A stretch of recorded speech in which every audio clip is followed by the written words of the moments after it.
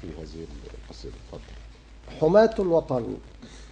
جئنا هنا بتشكر نعطي التحية والوسام لرجال أمن تفتدي وطنا بروح لا كلام. درع البلاد وحصنها ترعى البريء من اللئام، إن لاح طيف جريمة تمت بمكر في عتام، بجهود بحث فورها كشفوا الأدلة بالتمام. رفضوا الرشا بنزاهة ضبطوا الجناة إلى احتكام، ورجال إطفاء أتت كي تنقذ البيت الفحام، حين استغاث بلهفة هرعوا لغوث في الأمام.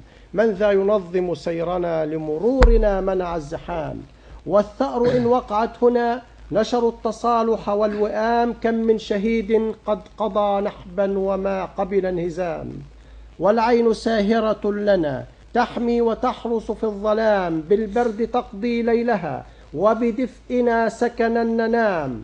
أسد تناوب بعضها تقضي المواجب والمهام، رمز الشهامة والوفا حملوا عن الوطن الألام. طوبى لمن أهدى لنا أمنا بحزم والتزام، إن ضاع أمن بيننا كيف المعيشة بانسجام. إن عمت الفوضى هنا تبقى السعادة في انعدام، نجد الفتوة باطشا والذئب يفترس التهام. فالأمن بدء حياتنا نحيا إذا ما الأمن دام، نيشان حب للذي صان العهود مع الذمام. فتحية من قلبنا يا أيها البطل الهمام، يرعاك رب حافظ ما دمت تحرس في الأنام، يرعاك رب حافظ ما دمت تحرس في الأنام.